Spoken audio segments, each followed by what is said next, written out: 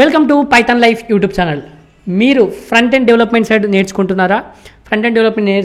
అయితే ఈ వీడియో మీకోసమే అండి. సో దీంట్లో మనం టాప్ 5 ఫ్రంట్ ఎండ్ టెక్నాలజీస్ గురించి డిస్కస్ చేయబోతున్నాం సింపుల్గా. సో టాప్ 5 ఏమేమో డిస్కస్ చేద్దాం. Front end developer must stay updated with the trend of technologies.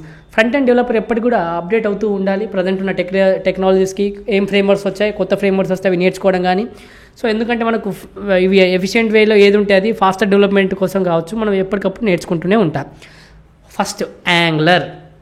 So మనకు యాంగ్లర్ ఇదే జావా స్క్రిప్ట్ ఫ్రేమ్వర్క్ అని అందరికీ తెలుసు.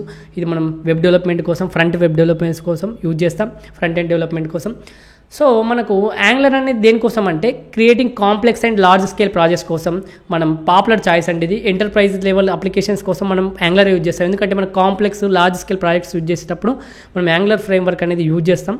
సో ఏమేమి కంపెనీస్ యూజ్ చేస్తున్నాయంటే ప్రజెంట్ ఇంకా చాలా కంపెనీస్ ఉంటాయి. టాప్ కంపెనీస్ చెప్తున్నాను ఇక్కడ. మైక్రోసాఫ్ట్ ఆఫీస్ కావచ్చు, జీమెయిల్ కావచ్చు, ఇవి చూస్తున్నాయి. తర్వాత వచ్చేసరికి Vue.js. సో ఇది కూడా జావా స్క్రిప్ట్ ఫ్రేమ్వర్క్ అండి. సో ఇది కూడా మనకు యూజర్ ఇంటర్ఫేసెస్ క్రియేట్ చేయడానికి యూజ్ అవుతుంది. So it is similar to react. So ఇది కూడా రియాక్ట్ లాగా సేమ్ ఉంటుంది.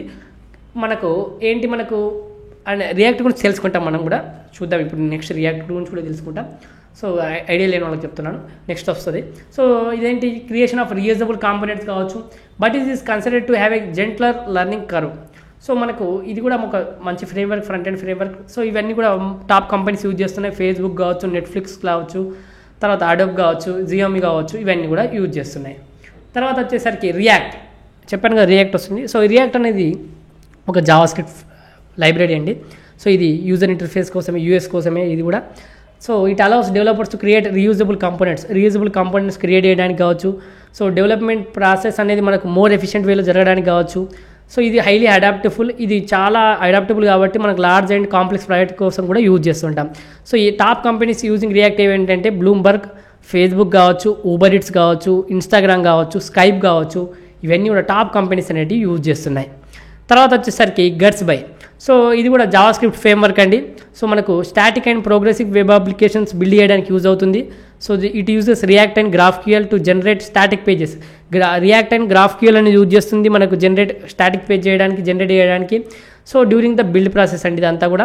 సో మనకు ఇదేమవుతుంది, పర్ఫార్మెన్స్ని ఇంప్రూవ్ చేస్తుంది అండ్ ఎస్ఈఓని బెటర్గా బిల్డ్ చేస్తుంది. సో గట్స్బై అనేది. సో ఏమేమి కంపెనీస్ లైక్ యూజ్ చేస్తున్నాయంటే స్నాప్చాట్, టిండర్, స్టాక్, రివోల్ట్. ఎందుకంటే ఎస్ఈఓ బాగా బిల్డ్ చేస్తుంది కాబట్టి ఇవన్నీ మనకు స్నాప్చాట్ కావచ్చు, టిండర్ కావచ్చు, స్టాక్ కావచ్చు, రివోల్ట్ కావచ్చు, ఇవన్నిట్లో కూడా యూజ్ చేస్తుంటాం. తర్వాత చివరగా Next.js. ఇది కూడా జావా స్క్రిప్ట్ ఫ్రేమ్వర్క్ అండి.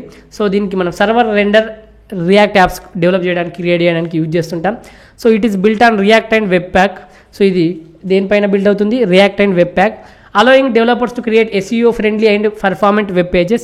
So SEO friendly and performant web pages create చేయడానికి యూజ్ అవుతుంది. సో టాప్ కంపెనీస్ ఏంటి మరి మనం యూజ్ చేసి Next.js, వాల్మార్ట్ కావచ్చు, మన ఫారెన్లో లైక్ యూఎస్ఏలో కానీ వేరే అదర్ కంట్రీస్లో ఉంటాయి.